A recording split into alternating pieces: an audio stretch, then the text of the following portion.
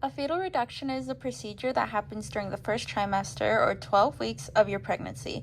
That's when the fetuses are still in separate fluid-filled pouches. Your doctor can look at the fetuses with an ultrasound probe. Using these pictures as a guide, your doctor will put in a small needle into your belly or vagina, then gently inject a special drug into a pouch. Potassium chloride solution is then injected directly into the fetus's thorax, which causes the fetus's cardiac activity to stop immediately. Although fetal pregnancy reduction takes only a few minutes, you may get general anesthesia, so you'll sleep through it and feel no pain. Afterward, your doctor will do another ultrasound check to check on the rest of your babies. A selective reduction is when there is evidence that one of the fetuses is less developed or has congenital defects. Evidently, this will be the fetus chosen to stop the development of. For a non-selective reduction, if none of the signs mentioned above are present, the gynecologist will choose the fetus that is the most accessible position to introduce the needle. Hi, so who do we have here today? Kaylin Styles. Kaylin Styles? Harry Styles' wife? Yes, that's me. So nice to meet you. Nice to meet you too.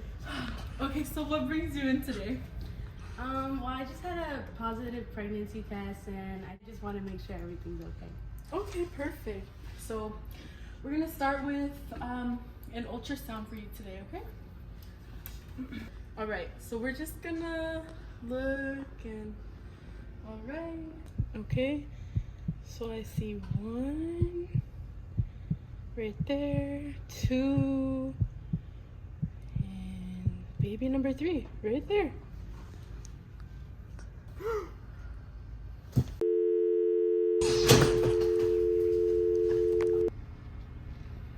All right, so now that you're feeling better, how do you feel about that news? 3 babies? I don't think I can do that. I already have 3 kids. I can't have 3 more.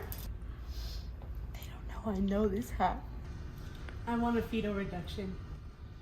I understand that 3 kids sounds like a lot at once, but there's some cons to fetal reduction. So you might have to stay overnight just to monitor the other fetuses, all right? Oh my gosh. Okay.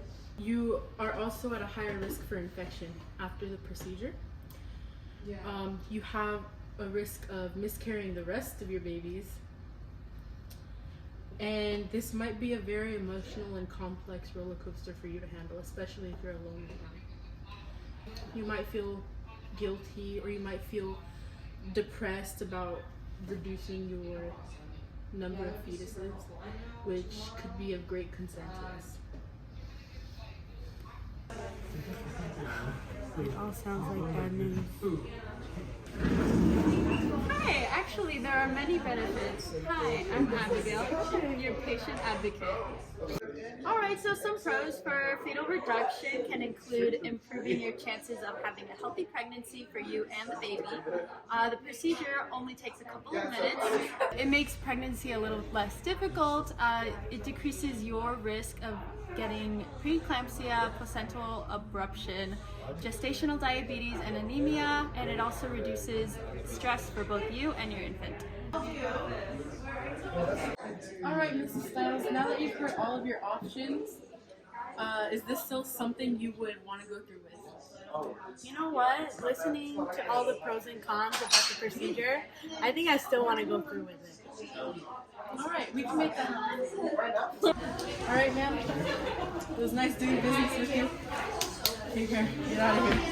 Go on. Reasoning why this is an ethical issue is because there's an ongoing debate of fetal reduction, if it's morally wrong, and if women were to decide to go through this procedure, then they should abort both or all of the fetuses instead of being selected with the process.